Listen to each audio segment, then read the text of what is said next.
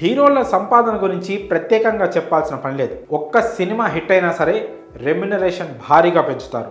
అలానే వరుసగా హిట్ సినిమాలు వస్తే కోట్ల రూపాయలు పారితోషికం అందుకుంటారు. ఇవి కాక యాడ్స్, గెస్ట్ రోల్స్ వంటివి చేస్తూ భారీగానే సంపాదిస్తారు. ఇక టాప్ హీరో పొజిషన్కు చేరుకుంటూ గరిష్టంగా 100 కోట్ల రూపాయల వరకు కూడా పారితోషికం తీసుకుంటున్నారు. ఇక సౌత్లో అయితే 50 నుంచి 100 కోట్ల రూపాయల రెమ్యునరేషన్ తీసుకునే హీరోల జాబితాలో ముందు వరుసలో ఉంటారు చిరంజీవి, రజనీకాంత్, విజయ్, మహేష్ బాబు. వీరు ఒక్కో సినిమాకు 50 నుంచి 100 కోట్ల రూపాయల వరకు తీసుకుంటున్నారు.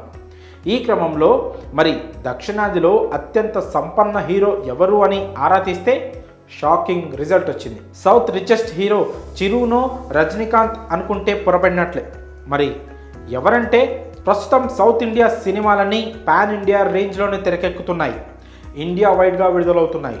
బాహుబలి, కేజీఎఫ్, కాంతారా, త్రిపుర లాంటి సినిమాలన్నీ పాన్ ఇండియా మూవీలే.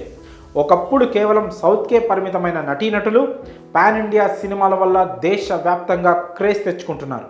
అందుకు తగ్గట్టుగానే రెమ్యునరేషన్ కూడా వసూలు చేస్తున్నారు. ఇక ఇటీవల విడుదలైన జైలర్ సినిమాకు రజనీకాంత్ ఏకంగా 110 కోట్లు తీసుకోగా, లియో సినిమా కోసం విజయ్ 130 కోట్ల రూపాయలు, భారతీయుడు 2 చిత్రానికి కమల్ ఏకంగా 150 కోట్ల పారితోషికం తీసుకుంటున్నట్లు సినీ సర్కిల్స్లో జోరుగా ప్రచారం సాగింది. ఇక టాలీవుడ్ స్టార్ హీరోలు అయితే 50 నుంచి 60 కోట్ల రెమ్యునరేషన్ తీసుకుంటున్నారు.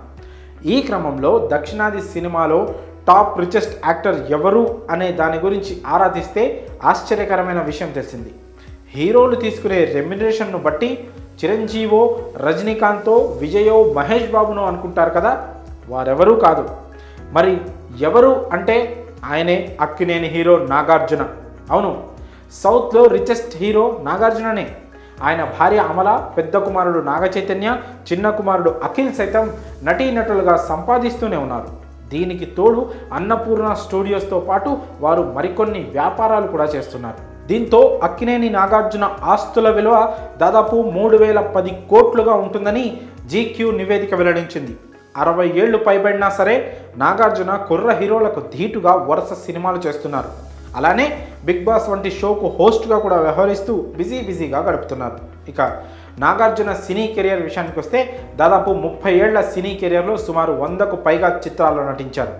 సినిమాలతో పాటుగా ఆయన రియల్ ఎస్టేట్, సినిమా నిర్మాణం, ఐపీఎల్లో పెట్టుబడులు పెట్టడం చేస్తుంటారు. ఇక నాగార్జునకు హైదరాబాద్లో 45 కోట్ల విలువైన బంగళా, ఖరీదైన కార్లు, కోట్లాది రూపాయల ప్రైవేట్ జెట్ కలిగి ఉన్నారు. సౌత్ ఇండియాలో నాగార్జున తర్వాత అత్యంత ధనవంతుడైన నటుడిగా దగ్గుపాటి వెంకటేష్ నిలిచారు. ఆయన ఆస్తి విలువ 2200 కోట్లుగా అంచనా వేయబడింది. 1650 కోట్ల ఆస్తులతో తెలుగు మెగాస్టార్ చిరంజీవి 3వ స్థానంలో ఉన్నారు. ఇక 1370 కోట్ల ఆస్తులతో రామ్ చరణ్ 4వ స్థానంలో ఉన్నారు. అయితే ఆశ్చర్యకరంగా రజనీకాంత్ ఆస్తుల విలువ కేవలం 430 కోట్లుగా ఉన్నట్లు వెల్లడైంది. మరి ఈ వివరాలపై మీ అభిప్రాయం కామెంట్స్ రూపంలో తెలియజేయండి.